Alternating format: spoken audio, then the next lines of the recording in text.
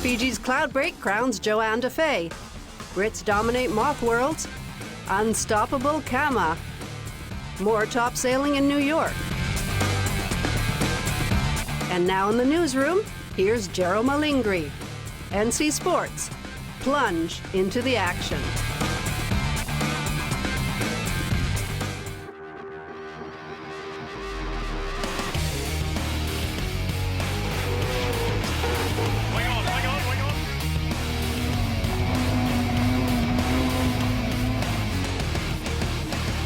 Welcome back to NC Sports. I'm Jero Malingri, standing in for Mia Charan and Andy Van Zyl out on assignments.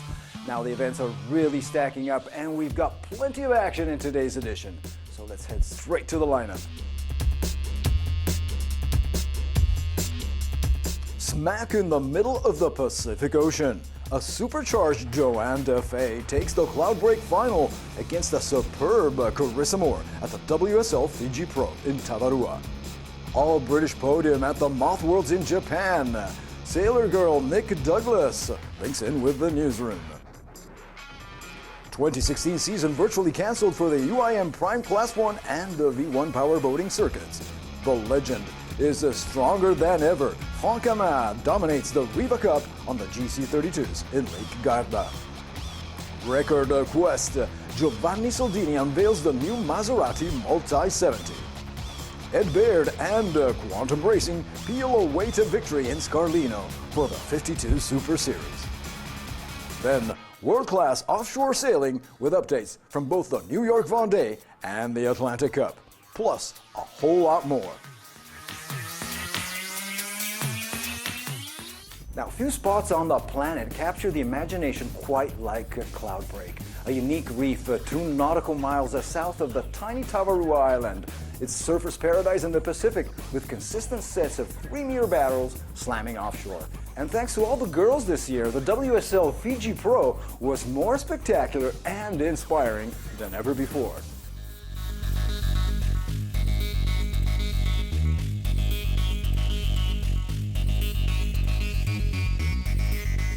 Johanne Defay's first ever championship tour victory at Cloudbreak against the Carissa was not just a personal feat, but the peak of an unprecedented contest. Women's surfing offered a whole new level of competition in Fiji this year, and in truth, there was more than just one winner.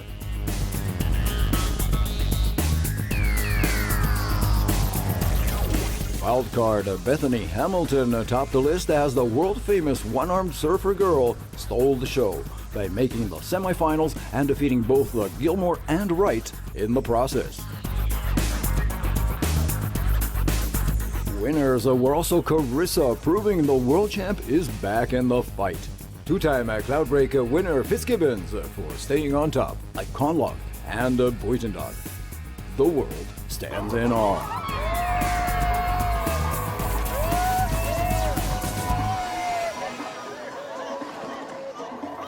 It's always spectacular to see the pros at Cloudbreak, and WSL coverage is really taking us up close to the action.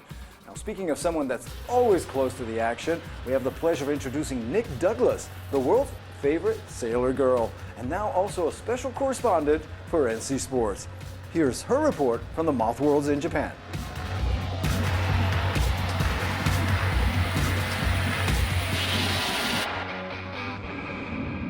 Goody! You did it! I know, it's pretty exciting. Oh my gosh, so awesome. I bet your heart was in your mouth in that second race today though. Oh, the last one where it got light, it started to all get a bit nervous, but everybody seemed to be dropping off. Rob obviously still on the foils, then I got back up on the run, so yeah. I was almost a bit relieved, but going down the last run I got back into second, so it wasn't far off. And you sort of knew that maybe that third race wouldn't happen at that point. Fingers crossed, yeah. No. Professionalism showed through. You kept your cool. It's hard to go into the last day leading when someone's making gains like Rob has been over the past few days. Yeah, no, those guys, both Rob and Chris, have done a tremendous job of developing the boat, developing the equipment. But well done to you. I know that you said as well that you've been spending a bit of time copying both Rashley and Greenhole's boats too. Yeah, no, I had a good look at their boat in Bermuda after they were a step ahead. I think I've caught up a bit, still some work to do, but I sailed pretty well this week, so really happy. Oh, pretty well. You're the new world champion. Congratulations. Thank you very much. Woo! Awesome.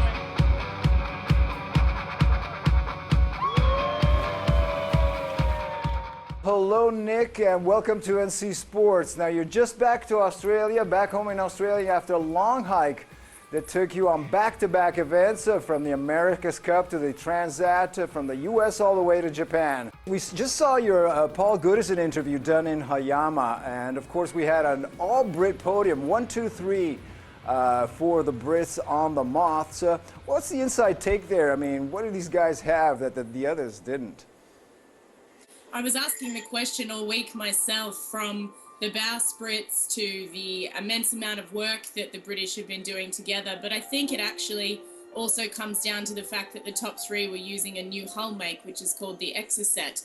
It's not so much about the hull make, but more so the foil package and also the rigs that they're using. They're able to hold a lot more rig tension than the other boats.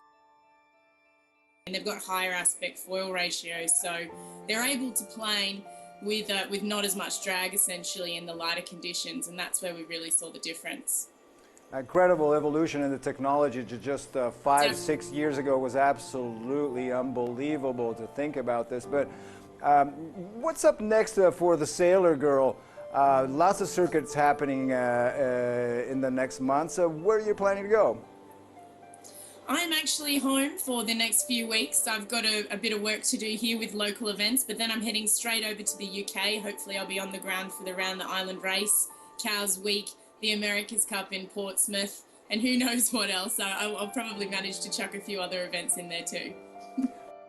And the America's Cup is something that we're all looking forward to. In fact, you were in New York just recently for that event. What's the kind of environment, what's the ambiance that these guys are living in at the America's Cup now? Because they're not doing a whole lot of racing, but a bunch of training. We see them all over the place now. Yeah, it's quite intense, this package leading into May next year when the actual America's Cup events will be held. And in New York, the atmosphere was just amazing. The racing wasn't as fantastic as I know a lot of us sailors would have preferred, but there were so many people on the ground watching, and I know that on TV they're watching as well. There were so many people just getting involved and loving the sport, to the point where on the Saturday when racing was postponed, they're actually towing the boats backward and forward just to show the general public what foiling is all about. So it was something that was very exciting to the mainstream to see that we do have boats that are flying, and that's something that we're seeing not only in the America's Cup but also in the Moth Worlds, where I was most recently. Yes, everybody wants to foil. Well, Nick, we're going to get back on this subject. I really thank you for hooking up with us in NC Sports. We'll hear a lot from you soon, I hope. I hope so too. Thank you so much for having me. Now, Franck Cammas, the legend, wins big on Lake Garda. Record setter Giovanni Soldini dips his new Maserati Multi70 in Lorient. And America's Cup veteran Ed Baird goes 2-up at the 52 Super Series in Scarlino. It's all coming up on the NC Sports Briefs.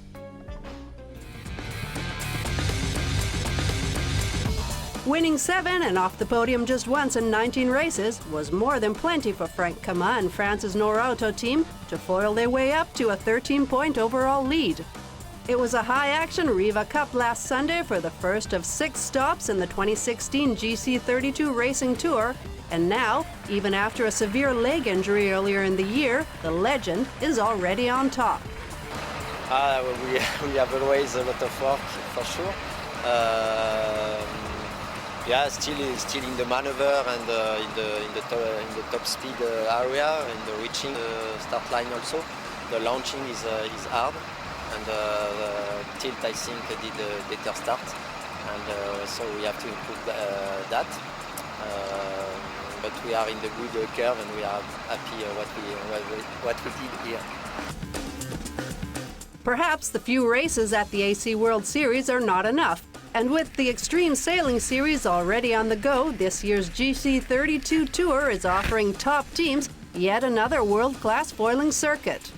No surprise then if America's Cup Kiwis Glenn Ashby and Ray Davies are now also on board the Swiss team Tilt, and placed second in the superb condition of Italy's Lake Garda, while reigning world champs Armin Strom and Flavio Marazzi closed a distant third, also for Switzerland.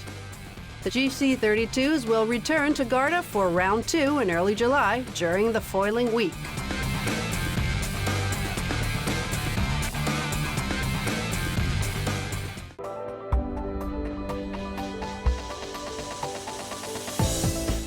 skipper Giovanni Soldini has said goodbye to the old VOR70 and unveiled the new Maserati Multi70 in Lorient last weekend, marking his return to trimaran racing. The former Gitana has been re-optimized over the winter months and is now equipped with third-generation T-foils. Originally designed by French studio VPLP, the new Maserati is 21.2 meters in length overall by 16.8 at the beam.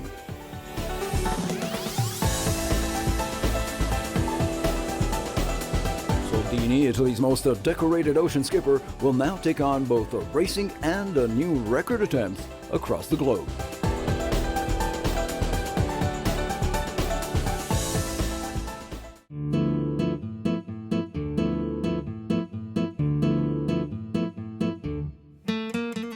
Hot off a win earlier this month at Gastor La Palma Vela, Quantum Racing has captured the Scarlino Cup in the season opener of the 52 Super Series. 32nd America's Cup winner Ed Baird and his crew dominated the regatta in Tuscany's Golfo di Follonica from the start, but were never a shoo-in.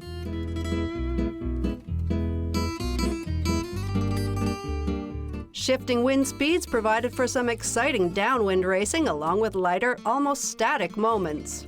In the battle for the remaining spots on the podium, Andy Soriano's Allegre managed to recuperate a 2-point deficit against Harm Muller-Sprier's Platoon on the last day to take second place, while Platoon had to settle for third after an 8th place finish in the closing regatta.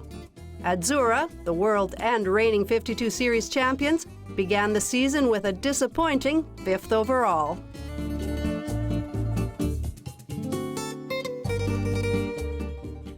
Well, it doesn't end there. After the break, complete reports from the Class 40s at the Atlantic Cup and the IMOCA 60s at the New York-Vendée.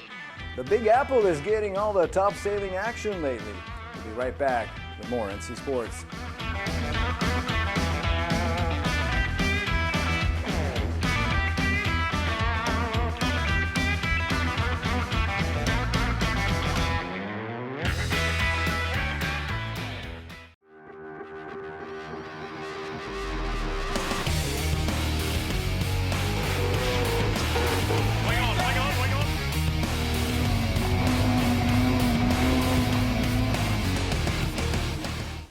After the America's Cup and the fleet of the Transats sailing into port for several days, as if New Yorkers didn't get enough sailing, last Sunday the very best IMOCA 60 skippers took off for the New York-Vendée, while a hungry pack of Class 40s at the Atlantic Cup arrived on Tuesday. Here are the updates.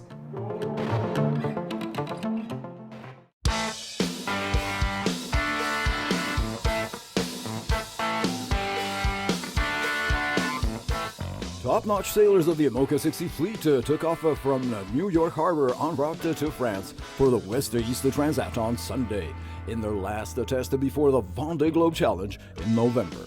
The New York-Vendée fleet is currently heading into the open Atlantic Ocean, with Alex Thompson on Hugo Boss defending a narrow lead. But already the damage report is extensive, with several top-seeded boats retiring in the early stage after hitting so-called UFOs, or unidentified floating objects.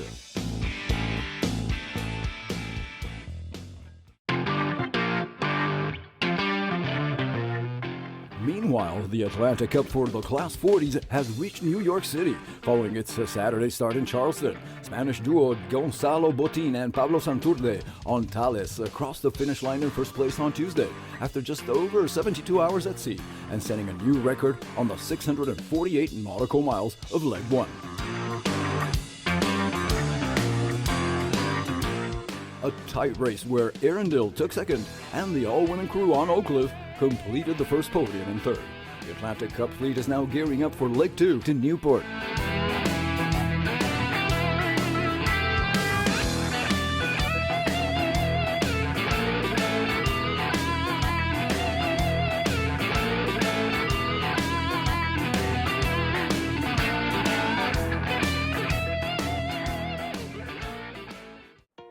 Let's switch to a story that is now rocking the powerboating world because an official release by the UIM in May has basically shelved the 2016 season for both the Class 1 and V1.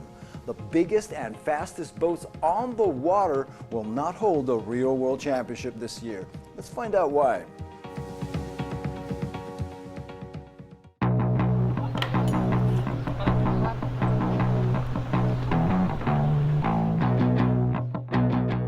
Powerboating fans will be deeply disappointed this year as the Class 1 and V1 2016 World Championships have de facto been scratched, reportedly in light of the challenging conditions in the global economy.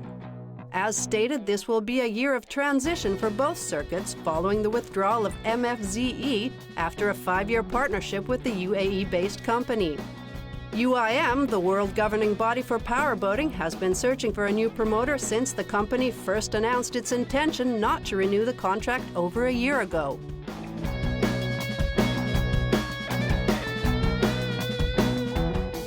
Reportedly, the season could still take off, with teams and organizers taking heavy loads to make the championship come true. This could feature 2 races in Europe and 3 in the United Arab Emirates. However, the Venice to Rimini Offshore Classic for the V1 scheduled for last week never did hit the water. Resting on considerable tradition, the Class 1 catamarans and the V1 monohulls had joined forces over the last couple of years and are among the sport's most prestigious classes and the largest UIM racing platforms. Officials stated they are currently talking to several potential organizers and hope to present both the new ally and the 2017 race calendar next October at the General Assembly in Fujairah.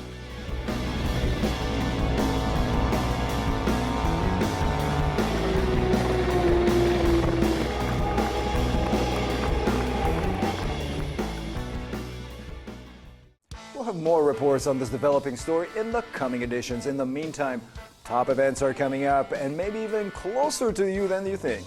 So mark the dates on the NC Sports calendar.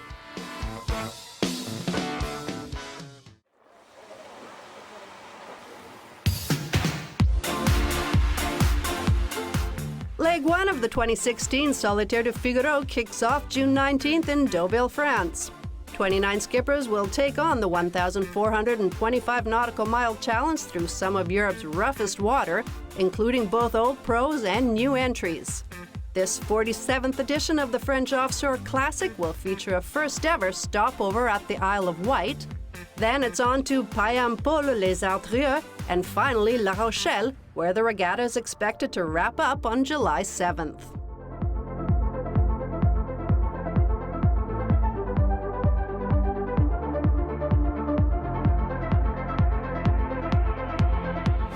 The 2016 Stand-Up World Series heads to Scharbeutz, Germany for a second round from June 24th to 26th in what will surely be a fierce battle following some surprising results in round 1 in Japan. Casper Steinfath, who captured his first ever championship win at the Victoria Cup, will face stiff competition from the likes of former world champs Kai Lenny and Connor Baxter in the men's camp, while world-class paddlers Fiona Wilde and 2015 title holder Candace Appleby will be actively seeking to dethrone current number 1 Angie Jackson in the women's division. Following an industry-wide vote, all racing will take place on the 14-foot class.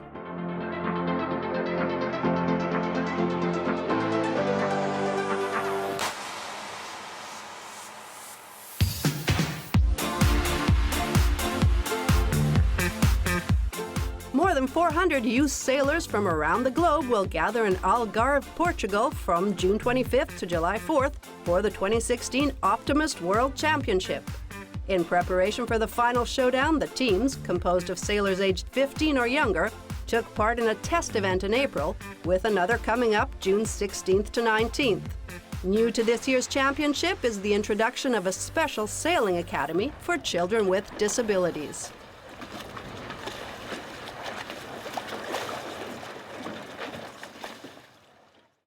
Thanks for watching. Time is up for today, but before we go, here's some great footage just in with over 100 12-foot dinghies sailing at the 20th edition of the Trofeo Siad in Portofino.